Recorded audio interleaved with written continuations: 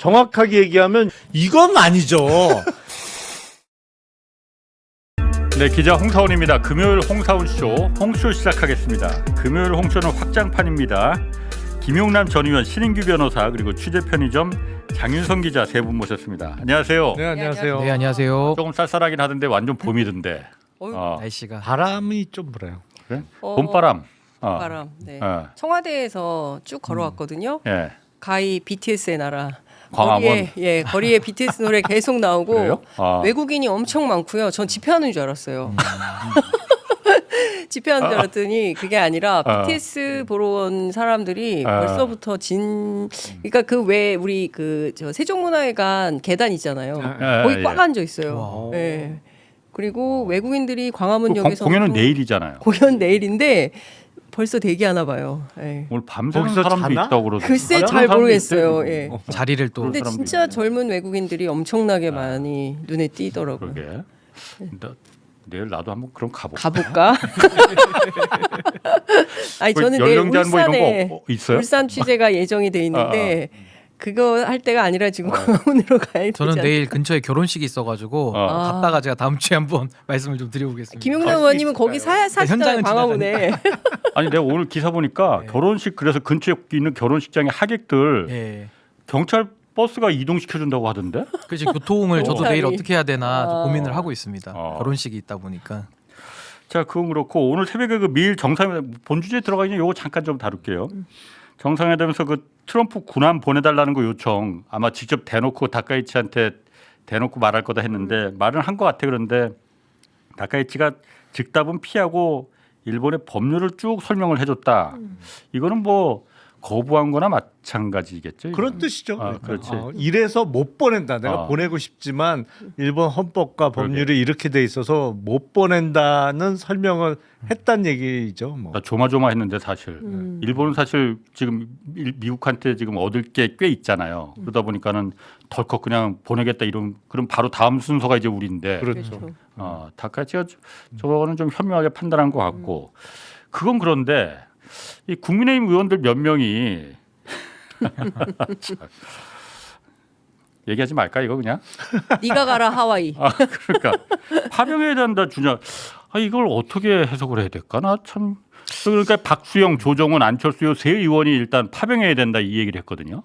아니 근데 저런 주장 자체가 상당히 위태로운 게 네. 대한민국의 국익을 위해서 좀 발언을 신중하고 또 그렇게 네. 해야 되는데 오로지 정말 뭐 본인들의 그런 정치적 이익 같은 거, 그러니까 결국에 국민의힘 안에 있는 나름의 그 친미에 아예 그냥 경도되신 분들 있잖아요. 네. 그런 분들은 뭐가 됐든 미국에 뭐 관세도 다 퍼줘야 되고 네. 파병도 해야 되고 이런 일부 지지층이 있거든요. 그러니까 그쪽만 바라보고 하는 전형적인 저거는 참 좀 무책임한 정치 아닌가 생각이 들고 또 인물도 박수영 그리고 조정훈 그리고 안철수 이렇게 세 명이 이제 입장을 내 가지고 저는 저런 입장 내는 걸 보면 진짜 국민의힘은 좀 너무나도 정말 심판을 부르는 그런 소리를 계속 하고 있는 거 아닌가.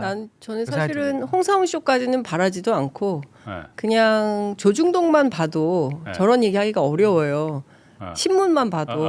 그리고 조정훈 의원이 뭐 중국 눈치 보지 말고 빨리 파병하라 그러는데 여기서 중국이 왜 나오냐는 거예요. 중국하고 아무런 관련이 없는데 그러니까 저게 반중 혐오 정서를 이제 끌어내는 것이고 결과적으로 지금 파병이 전 세계가 다 반대하고 있거든요. 전 세계에서 어느 하나도 우리가 먼저 파병하겠다라고 하는 나라가 없어요. 그래서 사실상 트럼프가 전 세계 왕따가 되어 있는 이런 상황에서 굳이 왜 저런 발언을 해서 분란을 일으키는 건지 저는 예를 들어서 안철수 의원 또는 조정훈 의원, 박수영 의원의 자제분들이 만약에 먼저 가겠다라고 하면 모르겠지만 그거 아닌 다음에 저런 얘기하는 건 대단히 무책임한 짓이고 특히나 송원석 원내대표가 국회 동의 받아야 된다고 그랬잖아요. 당론도 거역하는 거 아닌가 싶어요. 그러니까 윤어게인 쪽 집회를 보면 태극기하고 성조기를 같이 흔들잖아요. 이스라엘기도 있지. 그렇지. 네. 제가 그 말씀 드리려고 그랬어? 했어요. 내가 또 촐랑됐네. 그러니까 이스라엘기도 같이 흔들잖아요. 근데 지금 이 이란 전쟁은 미국과 이스라엘이 합세해서 지금 이란을 친 거잖아요. 그러니까 그 사람들 입장에서는 이게 우리가 무조건 미국과 이스라엘 쪽에 힘을 보태야 되는 전쟁인데 이거는 저변에는 어떤 뭐랄까요? 지금 뭐 삐뚤어진 종교관도 분명히 저변에 깔려 있는 것 같아요. 무슨 그게 말인지 분명히 알겠다. 있어요. 그러니까 거기에 목소리를 대변하기 시작한 거죠. 이제 국힘의 현역 의원들이. 근데 딴 사람은 그냥 몰래 그러니까 그러려니 할 텐데 안철수 의원은 왜 그래요? 왜 이렇게 좌충우돌이야? 나도 참 옛날에는 제가 사실 저분에 대해서 옛날 그 V3 만들고 막 그 백신하고 그럴 때는 무료 배포하고 KBS 있을 때 그 다큐멘터리도 제작하고 그랬었거든요. 그 교과서에 실린 철수 위인 생각하고 아니에요? 그래갖고 제목이 그때 그거였어. 그때만 해도 참 얘기가 통했었는데. 잘만 했으면 위인의 반열에 올라갈 뻔했었죠 그때 당시에는. 아니 그런데 저게 사실 저는 다른 걸 다 떠나서 이유가 명분과 이유가 있으면은 우리가 세계 질서 평화나 뭐 이런 이유가 있다면 파병도 생각할 수 있다 이거야. 그런데 이거는 트럼프가 개인의 어떤 중간 선거 그리고 전쟁의 명분이 지금 뭔지를 모르잖아요. 그렇죠. 순전히 트럼프의 개인적인 어떤 그리고 이스라엘의 네타냐후의 개인적인 명분이 훨씬 더 크잖아. 그런데 왜 우리 젊은 군인들을 거기 왜 보내려고 그래? 그러니까 우리 장 기자님이 얘기했듯이 이게 거의 미국, 이스라엘 외에는 동조하는 나라가 없어요. 기본적으로 니네 뭐 하냐? 뭐 다 이렇게 반응하는 참 뜬금없지. 가운데 그러니까 뭐 뻘짓하냐 왜 둘이? 핵협상하겠다고 테이블로 꺼내왔는데 그리고 대폭 양보를 이란이 했다는 거 아니에요. 그러니까 또 거기서 뒤통수를 쳐버린 아니 거 아니에요. 협상하는 와중에 나중에. 때린 거잖아요. 그러니까 다 모여 있으니 여기서 몰살할 수 있다라는 정보를 듣고 그렇게 했다는 거니까 기본적으로는 네타냐후 게임에 빠져가지고 트럼프가 끼어들었다. 아니 그 벤스 대통령, 아니 부통령이 그런 증언을 하기도 했잖아요. 그리고 마가 진영 안에서도 상당히 반대가 있고 이 전쟁에 참여할 수 없다라고 해서 누구죠? 갑자기 이름이 생각이 안 나는데 그 켄트 국장이 그 대테러 국장이 이제 그만두겠다고 선언하기도 하고, 그러니까 지금까지 흘러가는 양상을 보면 이 명분 없는 침략 전쟁에 그 누구도 동의하거나 파병을 해야 되거나 그런 생각을 하질 않고 있어요. 어떻게든 빨리 이 전쟁을 마무리 짓고 세계 질서와 세계 경제가 정상화되어야 한다라는데 몰두하고 있거든요. 근데 유일하게 저 세 분이 이렇게 황당한 주장을 하니까 참 뜬금없다. 그리고 하나만 더 받는 거죠. 말씀드리면 야당 의원이잖아요. 국회의원 아닙니까? 근데 제가 그때 보수의 종말 책을 쓸 때 5대 보수를 종말시켜야 되는데 그 중에 하나가 매국 보수거든요. 그러니까 나라의 이익보다 본인들의 정치적 이익으로 국익을 해치는 게 저는 지금 저 세 분 아닌가. 그러니까 예를 들면 우리 대통령에게 힘을 더 실어줘야 되는 거 아니에요? 국익적으로는 초당적 외교니까.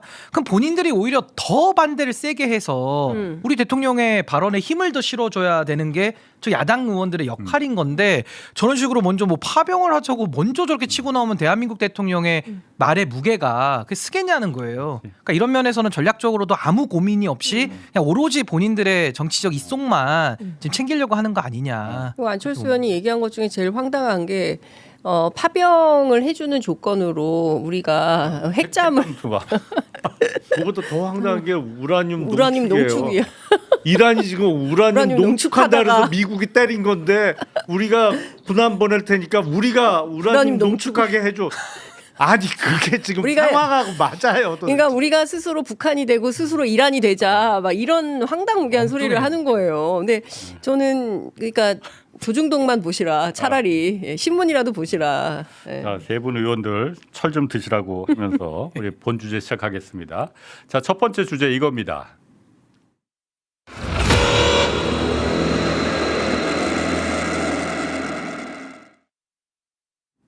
자, 어제 경산호회 그러니까 예전에 이제 노사정위원회죠.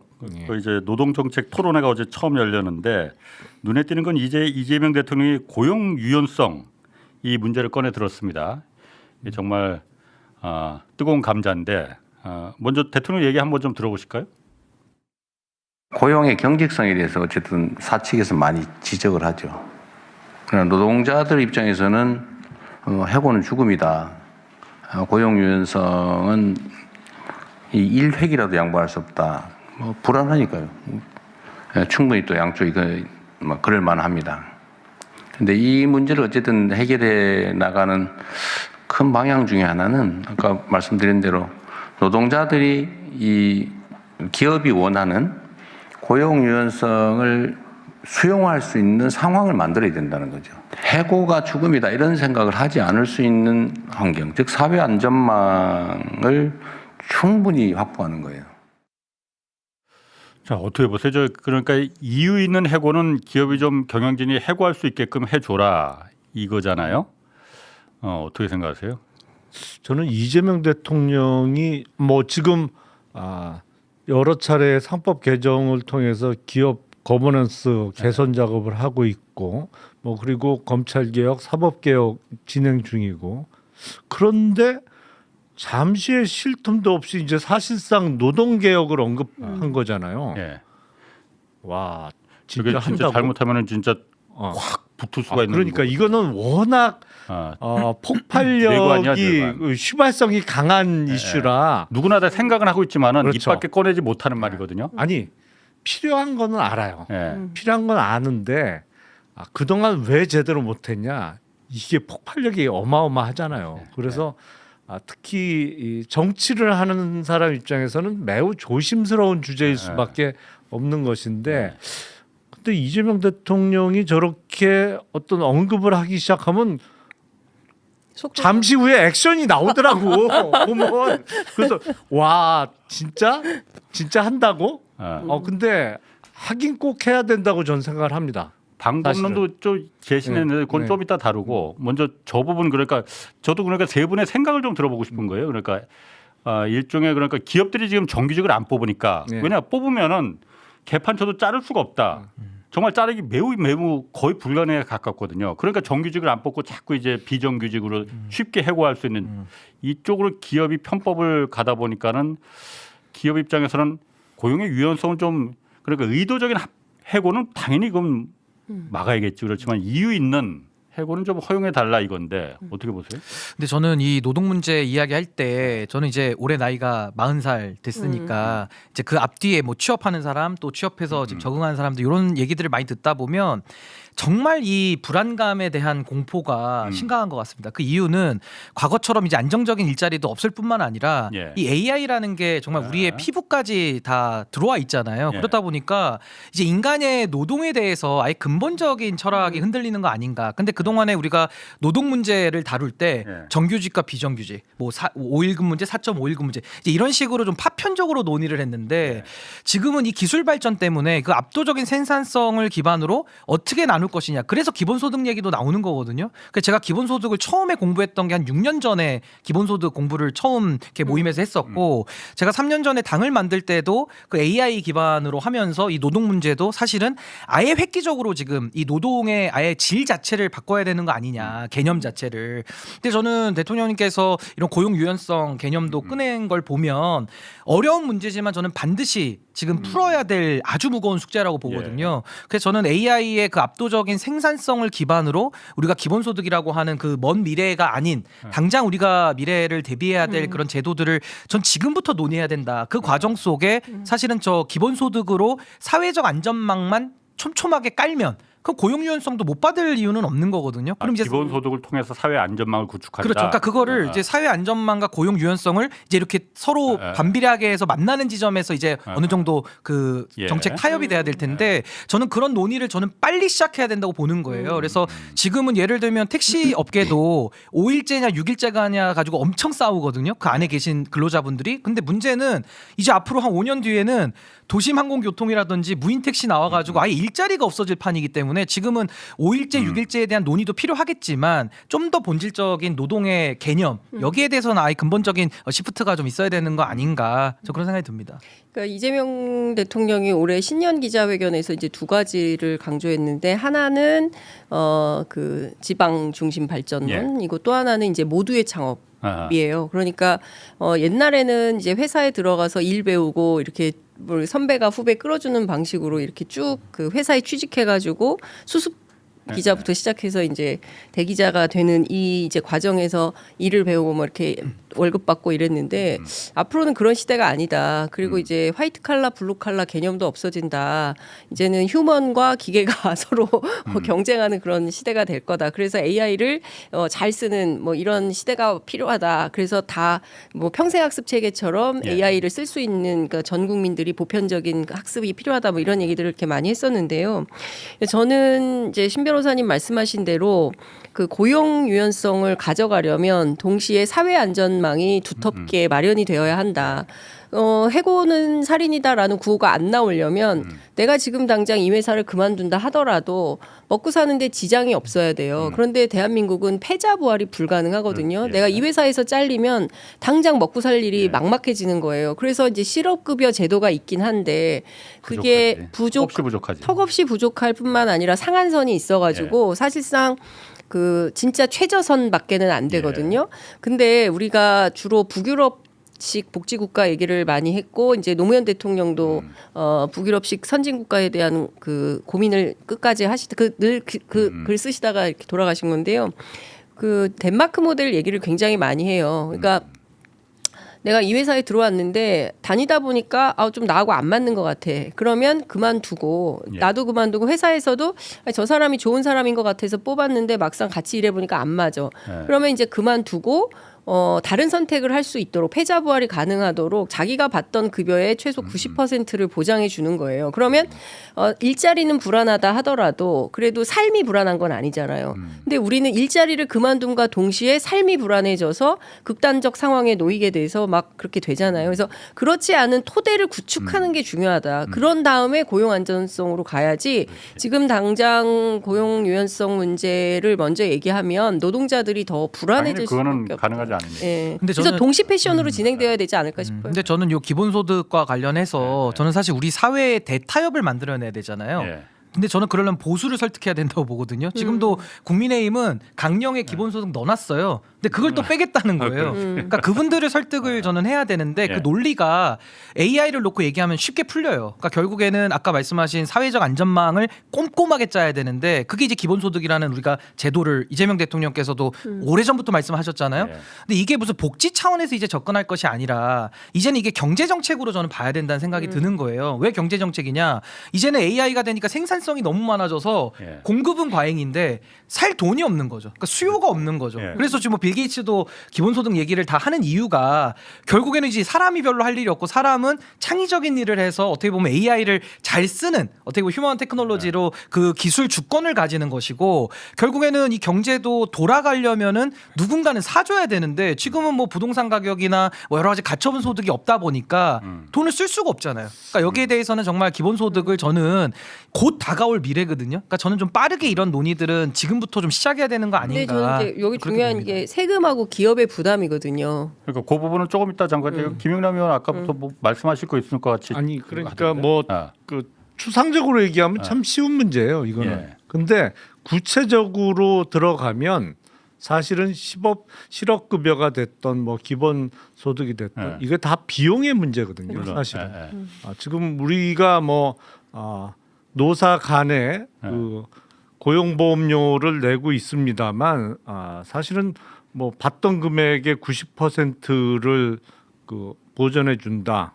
실업됐을 때 그럼 고용보험료가 어마어마하게 올라갈 올라가야죠. 수밖에 없어요. 어마어마하게 네.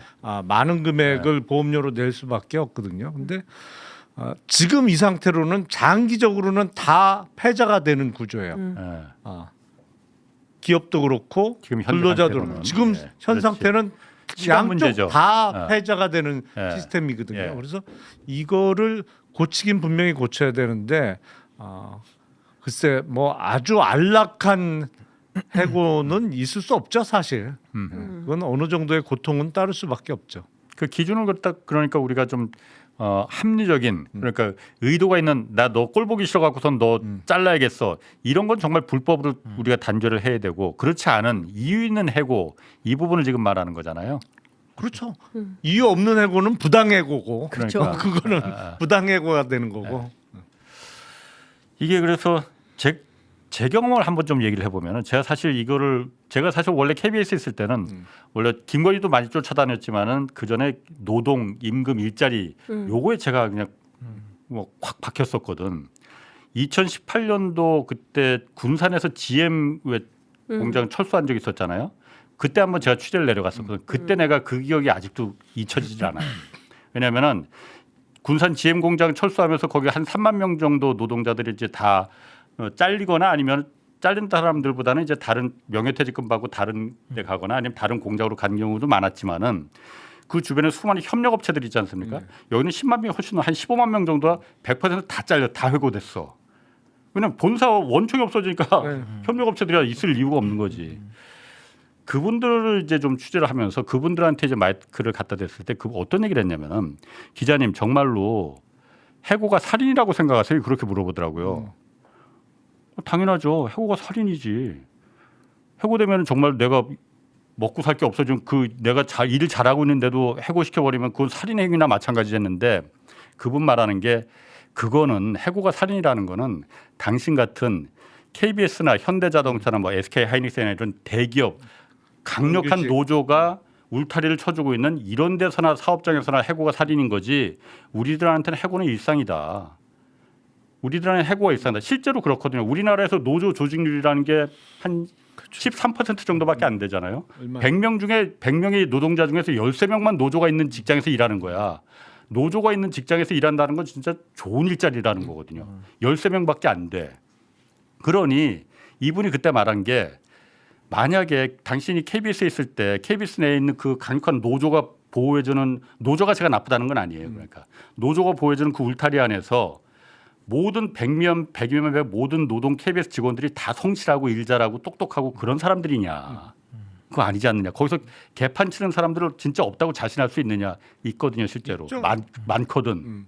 그런 사람들 자를 수가 없지 않느냐. 암만 경영진들이 봤을 때 현대자동차도 그렇고 하이닉스도 그렇고 잘라야 되는데 저 사람들은 정말 이유 있는 해고 사유인데도 불구하고 못 자르니까 우리들은 암만 여기서 협력업체에서 뼈 빠지게 일한다 하더라도 그 해고가 살인이라는 그 울타리를 도저히 넘어갈 수가 없는 거 아니냐. 이 부분은 어떻게 생각하냐 그래서 제가 사실 그때 할 말이 없더라고요.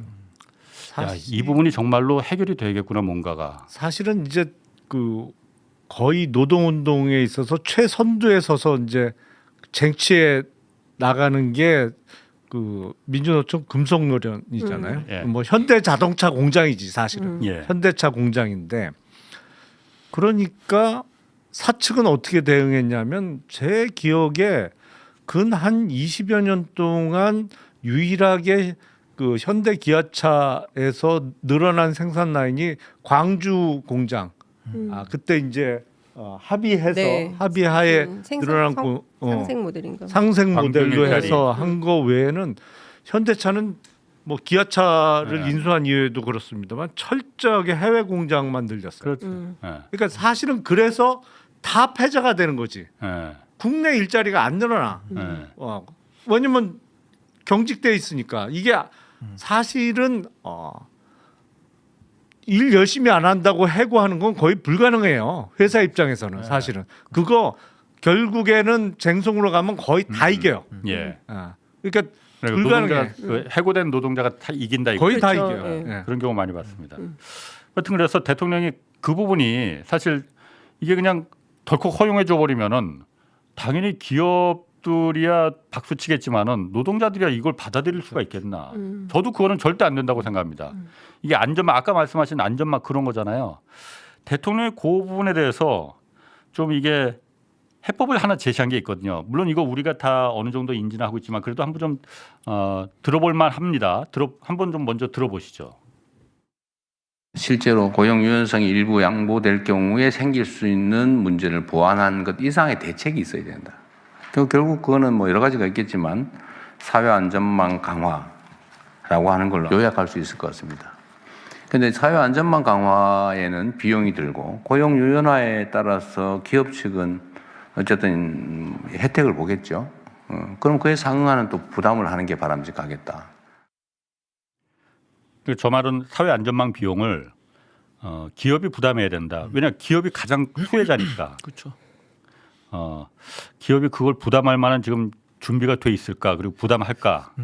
아니 근데 이제 기업도 좀 우리가 생각해봐야 되는 게, 그러니까 아까 고용 유연성에 이제 수혜는 기업이 보는 게 또 맞고, 우리 이제 산업 구조를 좀 생각해 보면 지금은 로봇가 다 일을 하잖아요. 근데 로봇과 사람의 차이는, 사람은 이제 정해진 시간만 일하고 쉬어야 되는데 로봇은 그냥 24시간 계속 돌리는 거거든요. 고장 날 때까지. 그러니까 이런 것들도 사실은 로봇세 얘기가 나오는 거고, 또 플랫폼 같은 경우도 우리가 다 개인 정보들 우리도 모르는 사이에 다 갖다 쓰거든요. 그러면서 만들어서 그 사람들은 또 기술을 좀 일부 넣지만은 플랫폼을 운영해서 또 얻는 수익도 어마어마하게 큰 거. 이번 뭐 쿠팡이나 이런 것들 있잖아요. 그러니까 저는 이제 앞으로도 우리가 달라진 시대에 맞게 이 세원도 좀 다각화하고 다양한 신규 세원들을 통해 가지고, 저는 기업들도 거기에 대해서는 사회적 대타협의 한 주체로 참가를 해야 된다고 보는 겁니다. 그러면서 동시에 이제는 아까 말씀하신 대로 이 기본소득을 구체적인 그림을 짜고, 그렇게 촘촘하게 완벽한 사회 안전망을 전제로 해서 고용 유연성이라고 하는 그 하나의 반대급부도 같이 등가적으로 교환해 나가면서,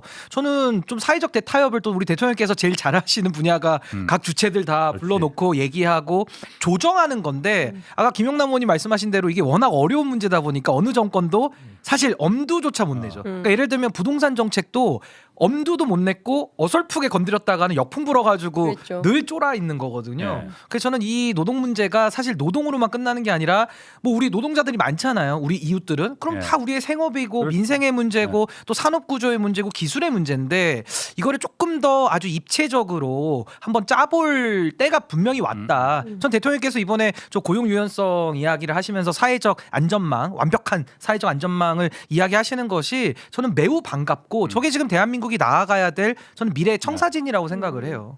그 비용을 그러니까 누가 부담하느냐? 저걸 재정에서 부담한다면 세금으로 올리면은 그거는 반대하는 사람, 반대하는 국민들이 워낙 많을 테고, 혜택을 받는 쪽이 비용을 부담해라. 그러니까 고용 유연성이 늘어나면 사실은 생산성은 올라갈 수밖에 없잖아요. 예. 그러니까 일 안 하고 뭐 이른바 월급 루팡들은 잘리게 되니까 예. 생산성은 올라갈 텐데, 늘어나는 생산성으로 인한 이익만큼을 사회 안전망 강화의 비용으로 내놓으라고 하면 그건 기업들도 오케이 하겠죠. 아무튼 이 부분이 고양이 목에 방울을 다는 건데, 네. 저는 사실 대통령이 지금 검찰 개혁, 지금 사법 개혁은 이제 시작하는 판에 이것도 같이 꺼낸 거, 하긴 개혁은 같이 시작해야지. 그렇죠. 하나하나 하다 보면은 임기 후반부 들어가고 초기에 가장 강력한 권력을 갖고 있을 때, 그때 힘을 갖고 있을 때 하는 게 맞다고는 보는데. 근데 청와대 참모들 얘기 들어보면 예. 대통령이 참모들한테 최근에 가장 많이 강조하는 것은 개혁과 속도라는 거예요. 그리고 실제로 2028년 총선 즈음이 되면 그때 뭘 할 수 있겠냐. 나의 임기는 3년이다. 예. 사실상 3년이다. 그렇기 때문에 시간이 없다. 잠이 안 온다. 빨리빨리 일을 해야 되기 때문에 이제 이런 말씀을 많이 하신다고 하더라고요. 그래서 여러분들 힘들다고 하지 말고 더 열심히 일해라. 그때가 청와대 너무 노동 시간이 길다. 뭐 노조 만들어야 되는 거 아니냐. 뭐 이제 이런 얘기가 나올 때였는데 실제 그런 말씀을 하셨다 그래요. 회의에서. 그러니까 청와대부터 고용 유연성을 좀 강화해야. 근데 여기는 다 열심히 일하는 정무직 공무원들이니까 뭐 그런 것 같고. 근데 이제 지금 그 노동개혁, 그 정치개혁도 굉장히 중요해요. 사실 당장 그 광주 전남 엄청나게 어마어마하게 큰 제왕적 시장님이 이제 탄생을 하는데, 이거를 규제할 수 있는 어떤 그 의회 구조나 이런 게 전혀 마련되지 않으면 이것도 사실은 나중에 사고 나거든요. 그러니까 이거 정치개혁도 중요하고, 노동개혁, 언론개혁도 사실은 너무 필요한 문제고, 뭐 할 일이 뭐 산더미죠. 그러니까 뭐 말 나온 김에 빨리빨리 하자 이런 생각하시는 것 같습니다. 어쨌든 그 고용 유연성을 말하는데 우리가 분명한 거는 안전판, 그러니까 불순한 해고에 대해서 아주 그 징벌적 처벌을 할 수 있는 그런 것도 분명히 마련해 둬야만이 노동계가, 우리 사회가 이걸 받아들일 수가 있지. 그런 거 없이 그냥 기업들이 먼저 원하니까 돈만 내면은 우리가 이거 해주겠다. 그거는 좀 그거는 안 되고. 근데 사실 한국적 현실에서 뭐 꿈 같은 얘기죠.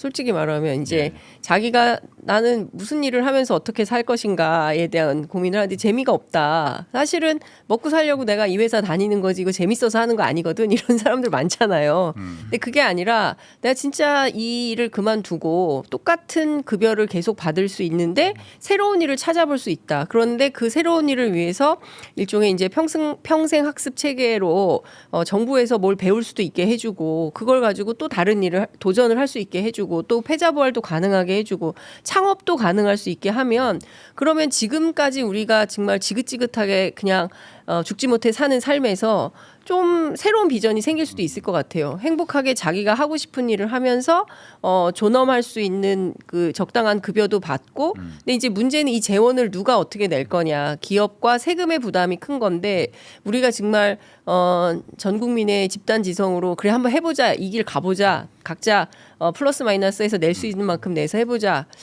그동안 근데 기업은 잘 못 믿었어요, 노동자들을. 그리고 노동자들도 기업을 절대 믿지 못했고 중간에서 사실 정부가 거중 조정을 한다고 했지만 늘 기업 편이었어요. 그렇기 때문에 안 됐잖아요. 경사노위가 제대로 돌아간 적이 없어요. 근데 이번에 정부가 정말 제대로 그런 중간자적 역할을 해서 설득을 해낸다면 이 또한 저는 혁명적 상황이 될 수 있다고 생각합니다. 요새 이제 그 대졸 신입사원 채용이 계속 줄고 있잖아요. 맞아요. 그래서 대학 졸업하고 그렇죠. 그래서 이제 대학을 졸업하면서 정규직으로 그것도 이제 대기업에 취직하는 게 하늘의 별 따기인 상황인데 미국을 좀 들여다 보니까 우리하고 미국은 참 많은 차이가 나는데 미국은 4학년 여름방학은 없잖아요. 3학년 여름방학이 마지막 여름방학이지. 왜냐면 4학년은 거긴 9월부터 시작하니까 5월에 졸업하고는 그냥 졸업생인 거야. 그러니까 우리처럼 4학년 여름방학은 없고 3학년 마지막 여름방학 때 이 학생들이 인턴으로 일을 많이 해요. 근데 보니까 가만 보니까 무급 인턴이 그렇게 많은 거야. 인턴으로 근무를 하는데 그 급여는 안 받아. 그래서 우리나라는 이거 안 되는데. 근데 미국은 그게 많더라고요. 근데 그러니까 여름방학이 미국 대학은 한 석 달 되잖아요. 길잖아요. 우리보다 조금 더 길잖아요. 그러니까 3학년 여름방학 때 무급 인턴으로 근무를 하면서 상당히 높은 비율로 그 회사 정규직으로 졸업하면서 바로 취직하는 경우가 많아요. 보니까 이게 한 석 달 인턴 일하는 거 보고 괜찮네. 그러니까 나쁘지 않으면 정규직으로 채용을 해. 근데 문제가 회사도 그걸 부담 없이 그렇게 높은 비율로 정규직으로 채용하는 게 또 해고가 유연하니까 그리고 한 석 달 일하는 걸 지켜봤잖아요. 회사에서 인턴으로 데리고 그래서 우리가 너무 경직되게 제도를 운영하는 거 아니야? 우리는 인턴이 됐든 뭐가 됐든 일 시켰으면 급여를 줘야지 왜 안 줘? 이건데 미국 하는 거 보니까 미국이 잘못된 것 같은데. 아니 그러니까 우리가 그렇게 생각하기 쉬운데 오히려 그게 취업의 기회를 확 넓히는 거더라고요 사실상. 나는 반댈세. 근데 아니 뭐 기회의 총량을 그건 계산을 더 해봐야 될 문제인 거고 저는 사실 대한민국의 앞으로의 미래의 청사진은 전 기회다원주의 모델이라고 생각하거든요. 그러니까 정말 누구나 선택해서 본인이 원하는 삶을 행복을 누리면서 살 수 있는 그런 세상을 우리가 만들어야 되는데 아까 우리 장 기자님 말씀하신 대로 실패할 자유를 누릴 수 있어야 되는데 대한민국은 발만 하나 잘못 디뎌도 그냥 추락이에요. 그 자체가 그냥 나락이고 절망인 겁니다. 그러니까 이 기회다원주의 모델을 우리가 전면에 놓고 이제 제도를 짜야 되는데 전 아까 장 기자님 말씀에 동의하는 게 이 평생 교육도 우리가 말은 많이 들었지만 잘 됐나요? 지금 교육부 이거 잘 하고 있나요? 문국현 이후에 들어본 적이 아니 없어요. 그러니까 이게 말은 평생 교육이고 헌법에도 나오는 개념인데 문제는 이게 실질화가 안 돼 있단 말이에요. 그럼 지금은 평생 교육의 가장 핵심은 AI 그리고 기술 그리고 창업에 관한 여러 가지 지원 이거를 국가가 책임지고 모두의 창업으로 이제 가야 되는데 이게 안 돼 있다는 것도 빨리 좀 만들어야 되는 하나의 부분이고 또 하나는 공무원 요즘에 지원자 되게 줄어요. 저 옛날에 대학 졸업하고 할 때만 해도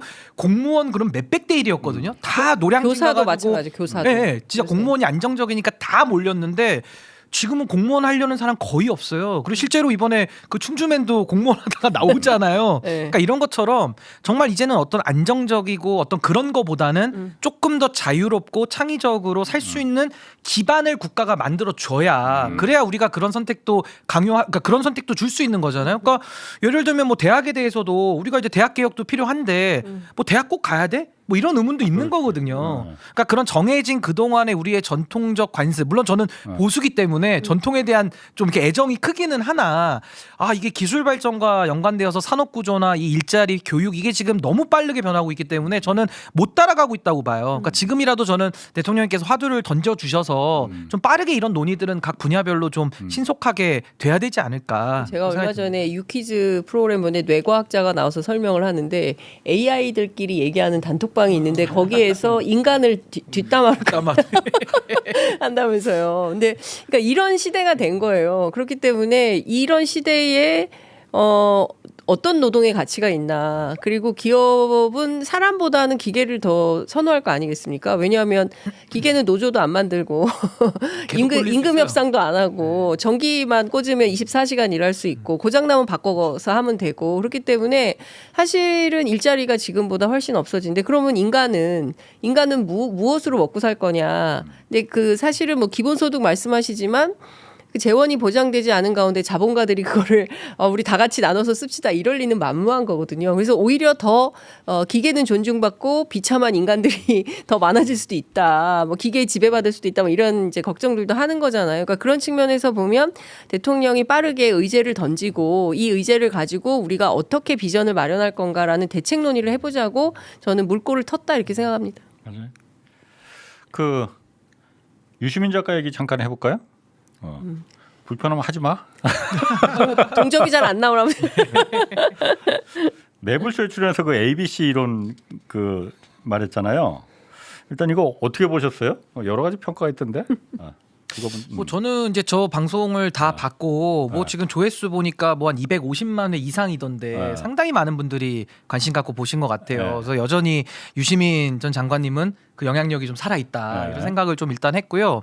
저 뭐라 그러죠? 저 집합처럼 무슨 벤 다이어그램처럼 이렇게 교집합도 있는 저런 모양의 표를 이제 그 소개를 좀 하신 건데. 저는 이제 저걸 보면서 사실 저는 갈라치기라는 용어는 쓰고 싶지 않거든요. 그냥 저는 저런 구분법을 쓰더라도 뭐 충분히 쓸 수 있다고 생각해요. 그 이해를 돕기 위한 하나의 표니까. 근데 문제는 그동안에 저런 예를 들면 뉴 이재명 현상 우리가 또 이야기를 한번 했었는데 그때 뭐 예를 들면 조국 대표 같은 분은 그 갈라치기라고 굉장히 좀 강하게 비판을 하신 적이 있는데 또 저런 구분법에 대해서는 또 어떤 생각을 하실까 제가 궁금했어요 사실은. 근데 그 다음 날인가 아마 조국 대표께서도 정치 혈액형 A다 뭐 이런 식으로 이제 A에 속한다는 또 의사 표시를 하시더라고요. 그래서 제가 뭐 내용이나 이런 것도 우리가 차후에 논의는 좀 해봐야 되겠습니다만은 내가 원치 않는 개념에 대해서는 반대를 하고 또 내가 원하는 개념에 대해서는 논리적이고 편이하다. 그러니까 이런 식의 접근법은 조금은 좀 기준을 달리 쓰는 거 아니냐 이런 비판을 취할 수 있지 않을까 좀 그런 생각이 좀 들었습니다. 저는 이제 뭐 A, B, C로 저렇게 나눴는데 A가 가치를 중시하는 집단이다. 근데 거기서의 위험은 그 가치가 지금 40년 전에 추구했던 가치를 지금도 계속 지향하고 있는 거 아니냐. 아니면 적어도 10년 내지 20년 전에 제시됐던 가치에 집착하고 있는 건 아닌지 한번 뒤돌아볼 필요가 있다고 생각을 해요. 그러니까 DJ 때부터 뭐 전통적인 민주당 지지층 뭐 원래 고정되어 있던 굳건한 지지층. 근데 사실은 DJ가 정치를 할 때는 가장 우리나라에 시급하게 해결해야 될 문제가 민주화였던 것이고 특히 야당 정치인으로서 활동할 때는 그리고 노무현 대통령 때는 어떤 권위주의의 탈피 뭐 이런 게 가장 시급하고 또 그때 존중받는 가치였다면 지금 상황이 많이 바뀌었단 말이에요. 그러니까 저는 10년 전, 20년 전에 생각했던 검찰 개혁과 지금도 검찰을 둘러싼 사법 환경이 대단히 많이 바뀌었는데 이게 항상 과거의 잣대로 지금 항상 현실을 재단하는 거 아니냐. 그러니까 A 그룹도 한번 뒤돌아볼 필요가 있다고 생각을 해요. 저는 항상 바뀌는 모든 그 상황이나 모든 그 뭐 사람뿐만 아니라 모든 환경은 항상 변화하는데 변화하는 환경에 빨리빨리 적응해야 된다고 생각을 하거든요. 특히 정치하는 사람들은 그게 그러니까 일관성이 없다는 취지가 전혀 아니고 그만큼 적응력이 중요하고 현실 파악을 정확하게 해야 된다고 생각합니다. 그래서 유시민 작가께서도 혹시 뭐 80년대 학생 운동할 때 본인이 가장 중시하던 가치를 여전히 고수하고 있는 건 아닌지 한번 되돌아봐야 되는 거 아닌가 싶어요. 저는 그 민주주의, 인권, 평화 이 굉장히 소중한 가치잖아요. 그러니까 이거는 저는 망고불변의 진리다. 그리고 이거는 뭐 100년이 지나도 바뀔 수 없는 중요한 가치다라는 생각이 좀 들고 김용남 의원님 말씀하시는 것은 시대 정신인 것 같아요. 그러니까 지금 우리가 이 시대를 살고 있는 그 현 시대인들이 지금 소중하게 여기고 중점적으로 밀어가야 되는 의제가 뭐냐. 그게 검찰 개혁이냐, 사법 개혁이냐, 언론 개혁이냐. 뭐 예전에는 뭐 관료 개혁, 재벌 개혁, 경제 개혁 뭐 이런 얘기 많이 했었잖아요. 근데 이제 그런 것들 가운데 그러면은 이쯤 됐으니까 민주주의는 좀 천천히 느슨하게 가도 좋아? 저는 그건 아닌 것 같아요. 그러니까 무슨 얘기냐면 우리가 그렇게 가다가 윤석열을 만난 거잖아요. 그러다가 한순간에 와르르 무너질 뻔했는데 국민들이 다시 일어나가지고 민주주의를 세우고 계엄을 청산하고 내란을 청산하는 과정에 있는 거 아니겠습니까? 그래서 저는 이거는 놓치지 말고 가져가야 되는 일종의 이제 중심축이다라는 생각이 좀 들고 이른바 뉴 이재명 현상이라고 불리는 것은 저는 이런 것 같아요. 그동안에 나는 중도 또는 보수하나 민주당 싫어했어. 그런데 민주당 뭐 맨날 시끄럽고 말은 많은데 뭐 되는 건 없고 저 사람들이 실력은 있는 거야. 뭐 옛날 운동권들 뭐 과거에 뭐 어쩌고저쩌고 하는데 보니까 별로 뭐 능력도 없는 것 같아. 이렇게 생각했던 그런 분들이 특히나 이재명 대통령에 대해서 언론 보도를 보면은 뭐 우리가 이따 얘기하겠지만 조폭, 뭐 폭력, 무슨 뭐 욕설, 뭐 온갖 그 비난의 아이콘들은 다 몰려있던 그리고 악마화됐던 정치인 이재명이 막상 대통령이 된 다음에 보니까 야 일은 잘하더라. 아주 극우적 세계관을 갖고 있는 사람들도 최근에 그런 데잖아요. 부정선거론자도 이재명 주식은 참 잘한다. 왠지 이런 마음이 얘기를 열리고. 막 그런 얘기를 한다. 이재명을 그래서 그 단어가 그렇죠. 생긴 거잖아요. 그래서 저는 그래서 그런 사람들이 이재명 정치, 이재명 정부에 대해서 찬동하고 찬성하고 평가하고 박수 쳐주는 걸 저는 그냥 러프하게 뉴 이재명 현상이라고 한다면 그것은 서로 결합되어서 껴안고 같이 가야 되는 거지. 그렇죠. 너는 뉴고 나는 올드고 나는 전통 지지층이고 이거를 구분할 필요가 없다. 그러니까 제가 청와대 필요가 없는 게 그게 가장 위험한 겁니다 지금. 그러니까 지금 그래서 지금 이 상황이 된 거잖아요. 막 싸움이 일어나. 그렇죠. 그래서 뭐 지난번에 검찰 개혁 관련해서 저도 막 집요하게 취재를 했더니 토, 일, 월 사이에 상당히 큰 진척이 있었는데 대통령께서 제일 속상해하고 안타까워했던 게 바로 그 분열, 갈등이라는 거. 아니 이게 이렇게 싸울 일이야? 이렇게까지 난리를 칠 일이야? 그런 거에 대해서 굉장히 이제 속상해하셨다라는 후문을 제가 들었는데 저는 이것도 이렇게 자꾸 뭐 분파주의적으로 갈라치게 할 이유가 없다라는 생각이 좀 들고 이 또한 새로 시작되는 현상이고 이것도 끌어안고 뭐 더 큰 대통령은 모두의 대통령이 되겠다는 거잖아요. 그래서 갈등을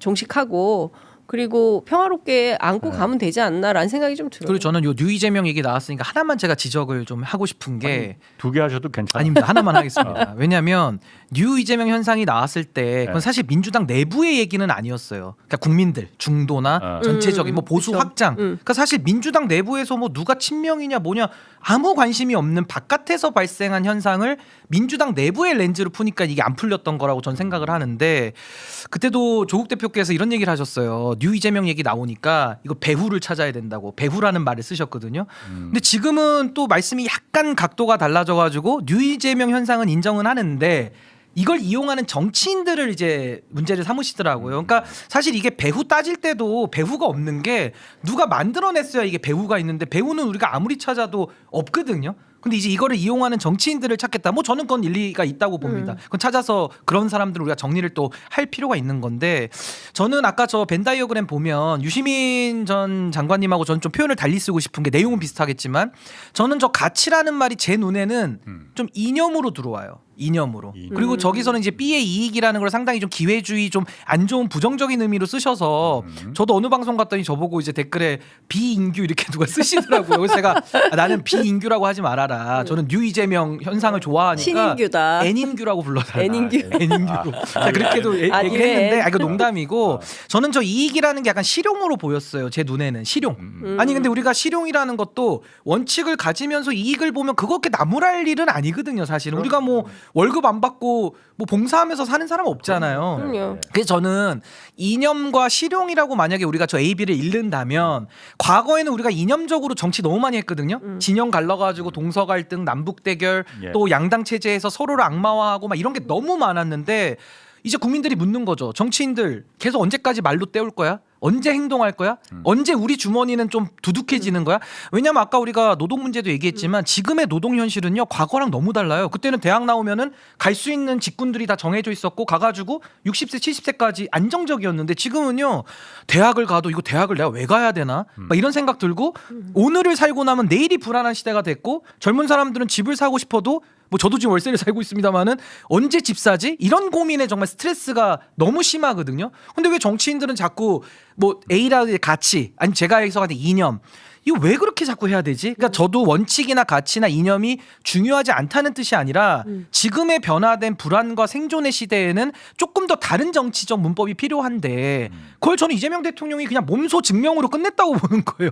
말 길게 안 하고 그냥 행동으로 보여주고 이재명 대통령이 말씀하시면은 야 저거는 왠지 진짜 할 것 같다. 그러니까 부동산도 이게 좀 잡히잖아요. 그래서 저는 저런 비를 이익이라는 좀 기회주의적으로 볼 건 아니고 저는 좀 실용이라는 틀로 이해를 한다면은 조금 더 이제 정치 문법을 좀 새롭게 만드는 그런 기회가 되지 않을까. 좀 근데 좋게 이걸 승화시켰으면 저 좋겠습니다. 오마이뉴스 기사를 보면 C그룹이 가치를 추구하면서도 현실적 이익과 생존을 함께 고려하는 합리적인 현실주의자다.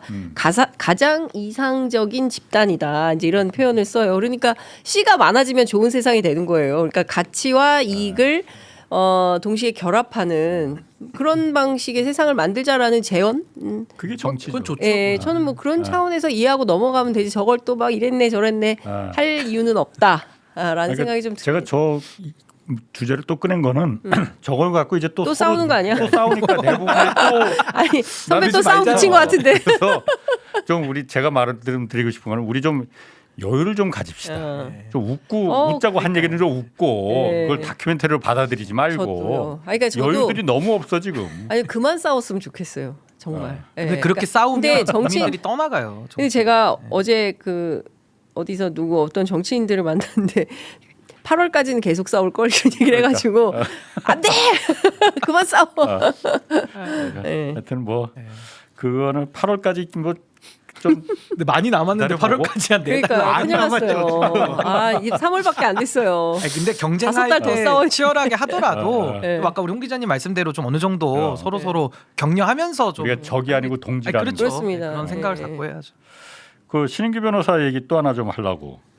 대통령이 그 X에 SBS 그것이 알고 싶다 그 프로그램 있잖아요. 그 이재명 조폭연루설 방송에 대해서 미안하다는 한마디는 좀 해야 되는 거 아니냐. 이것도 X에 올리셨더라고. 이게 보니까 최근에 그러니까 그 장영하 변호사 그 확정 판결이 네, 났거든요. 네, 보니까. 그래서 이제 그래서 징역형이 집행유예긴 하지만은 났으니까 확정됐죠. 그때 사건을 좀 미안하다는 말은 해야 되는 거 아니야? 그 SBS PD도.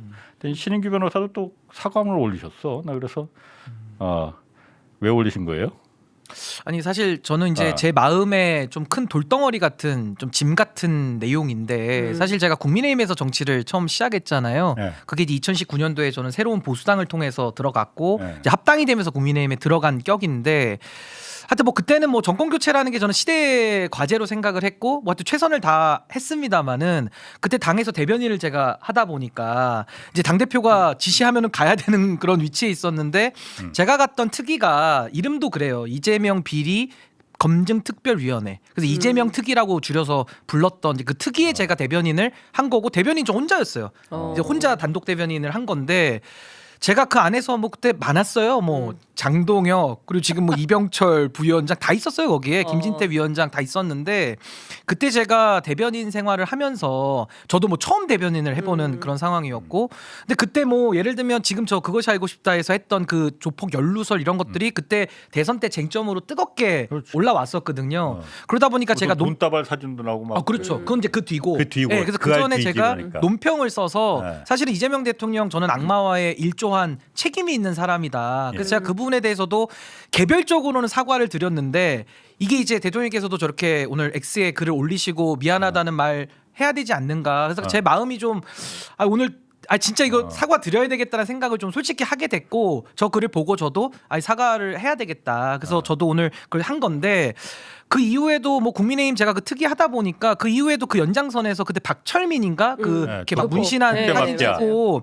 돈다발 뭐 이런 거 있었어요. 근데 그때는 제가 이 논평 낸 다음에 대변인이 소통관을 지정해줘야 쓸 수 있거든요. 그러니까 저한테 권한이 있는 건데 그때 뭐 장영하 위원이나 김진태 위원장이나 이거 가서 기자회견 빨리 대변인 잡으라고. 근데 제가 잡으면 대변인 그 옆에 서 있어야 되거든요.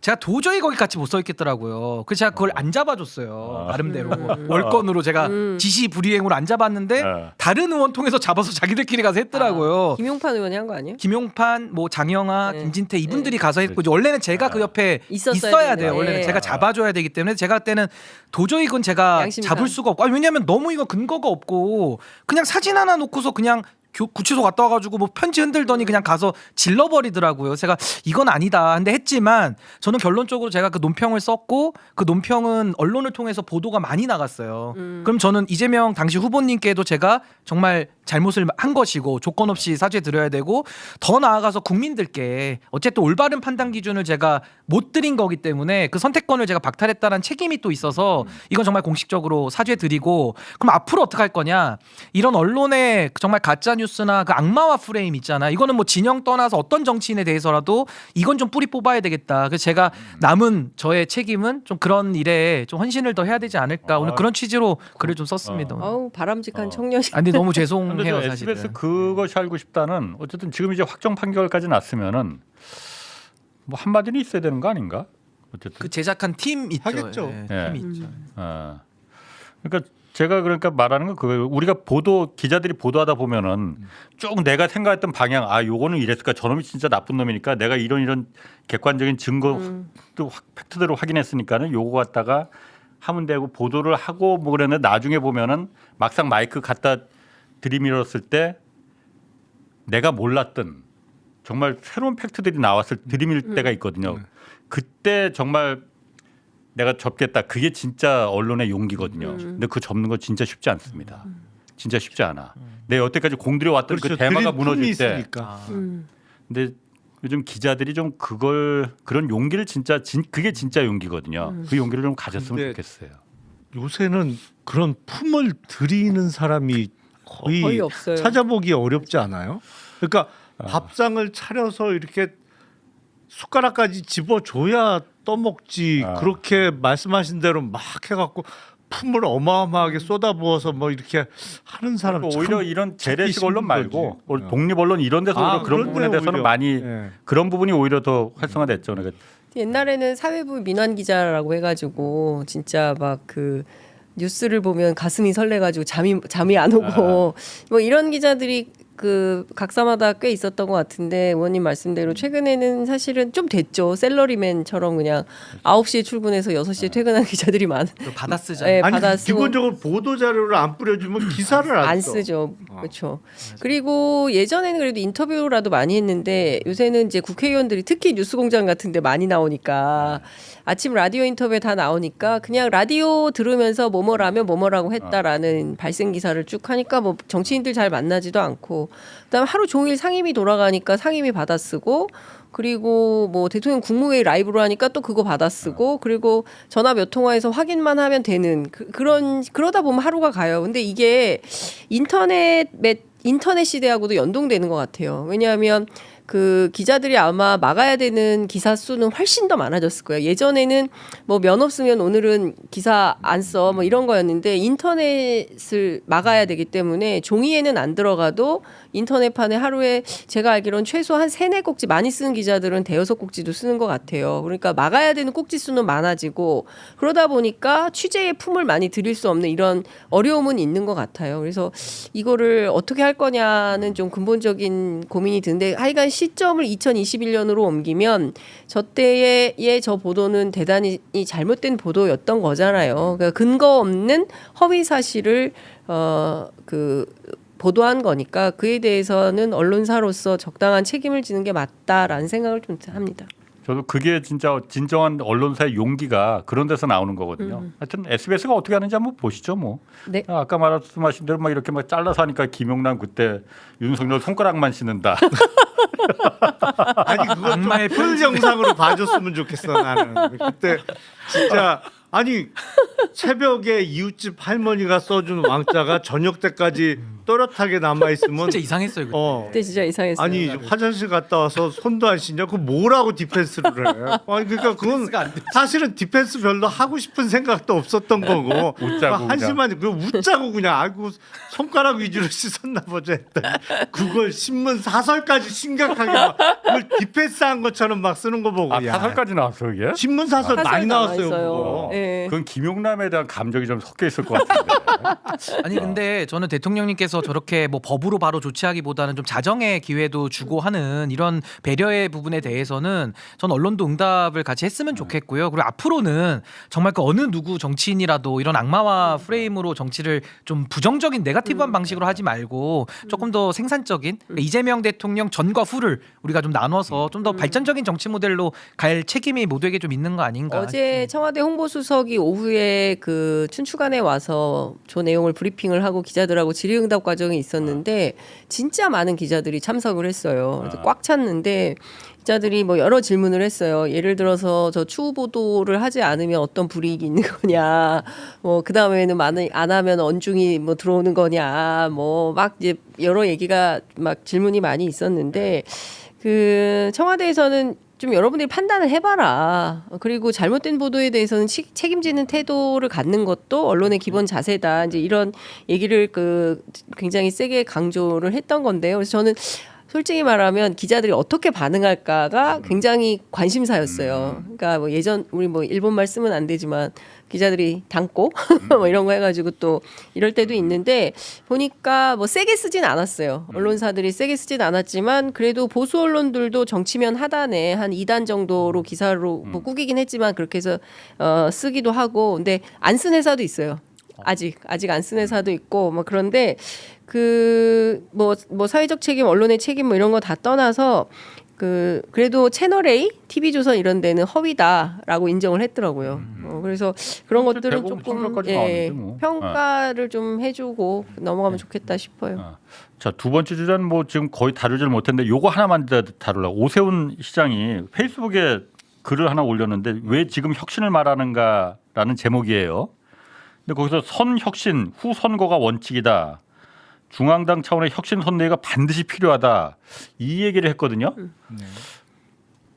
경선에 나오긴 나오는 거죠? 아 그럼요. 공천 신청을 했는데요. 아니 그러니까 경선에 나오는데 선혁신이 이게 원칙이다라고 했잖아요. 네. 장동혁 대표가 혁신 추진 선대위를 만들어줄 이유가 하나도 없잖아요 지금. 그건 가능성 0% 아니야. 네, 안 하겠죠. 근데 저 혁신 저거 없으면 선거 저것도 없다. 오세훈 말은 지금 저거 아니에요? 아니, 그건 아니죠. 그거 아니야? 예. 정치적 그러니까 수사로 보이는. 뭐 저기 당권파하고 오세훈 캠프 쪽에 취재를 하면 이게 선이 좀 잘 안 맞아요. 그러니까 그 오세훈 캠프에서는 혁신 선대위 요구가 중앙당 선대위를 얘기하는 거거든요. 네. 그런데 당권파들은 아니 서울시장 선거 나가면서 왜 중앙당 얘기를 해? 서울 선대위나 그 혁신적으로 하면 되지. 뭐 이런 거예요. 예. 이제 그런 상황, 그런 판단이다라고 오세훈 캠프에 전해주고 어떤 입장이냐고 물어보면 화를 확 내면서 뭐라 그러냐면. 아니 무슨 서울시장이긴 하지만 오세훈이라는 그 후보가 갖고 있는 네임밸류가 있는데 중앙당 차원에서 혁신 선대위를 꾸리라는 건데 그거를 후보가 되면 당연히 서울 선대위는 오세훈 위주로 짜는 거지 그 말도 안 되는 소리를 하냐. 그러니까 서로 이게 완전히 다른 얘기를 하고 있는 것이고 그리고 오세훈 시장 입장에서는 그동안 뭐 주목을 잘 받지 못하다가 그 후보 등록 한 해 만에 이걸로 뉴스밸류 확 올렸잖아요. 그러니까 그거보다 더 센 선거운동은 없었다 이런 평가가 나와요. 그래서 이 분위기를 계속 달고 가려면 혁신을 계속 얘기하면서 나는 혁신의 아이콘이야. 이걸 가져가려고 하는 걸로 보이고 내부에서 조율은 잘 안 되는 걸로 보인다. 근데 저는 오세훈 시장 저런 게 이제 구호 정치거든요. 네. 그러니까 이념 어떤 부르짖는 자신의 구호 이제 이런 걸로 때우는 건데 이게 아까 제가 말씀드린 대로 저 과거 모델이에요. 구태죠. 그러니까 아니 오세훈 시장이 그동안에 서울시정으로 평가받는 거고 당이 혁신되고 안 되고는 지금 그렇게 저는 본질적인 게 아니라고 생각해요. 그냥 오세훈이라는 사람 자체가 경쟁력이 있으면요. 아니 수틀리면 오히려 무소속으로 나오면 표 더 나오겠죠. 본인이 매력이 있고 잘했으면. 근데 그게 아니라 나가도 어차피 별로 별 볼 일 없고 당 안에서도 아무리 목소리를 내도 장동혁 대표는 눈 하나 할 깜짝도 안 해요. 아니 저게 혁신선대위라는 게 결국에는 장동혁을 물러나라라는 뜻인데 이선 후퇴라는 뜻인데 아니 장동혁 대표가 미쳤습니까? 그거 하려고 지금 대표하려고 지금 여기까지 욕을 다 들어먹으면서 왔는데 오세훈 한마디에 방 빼라고요? 있을 수 없는 얘기를 지금 자꾸 하고 있으니까 이게 상대가 뭐 복싱 경기로 비유하면 펀치를 휘두를 때 무서워야 되는데 진짜 오세훈 펀치라는 거는 장동혁 대표가 눈 뜨고도 맞을 것 같아요. 한번 때려보라고 하나도 안 아프니까. 그래서 저는 말의 힘을 많이 잃어버렸고 이게 이제 오세훈식 정치가 저는 이제 많이 좀 수명을 다한 거 아닌가 좀 안타깝습니다. 제가 볼 때는. 통하지도 않는데. 김부겸 총리는 대구에 거의 나오는 것 같은데. 나오겠죠. 아니 그리고 안 나올 이유가 없는 게 지금 이정현 공관위원장이 워낙 맹활약을 해주고 있어서 대구시장 물론 어려운 선거인 건 틀림없어요. 그리고 야 그래도 대구가 어떤 곳인데 정작 기표소 들어가서는 국힘 후보 찍지 아무리 김부겸 총리가 나온다고 해도 민주당 후보 찍겠냐 이렇게 말씀하시는 분도 있습니다만 아니 당선된 적이 있잖아요. 김부겸 총리가 의원 국회의원으로. 그리고 이 정도면 대구 시민들께서도 아 이제 국힘은 한번 정신이 버쩍 들게 한번 매를 들어야겠다라고 생각하실 것 같아요.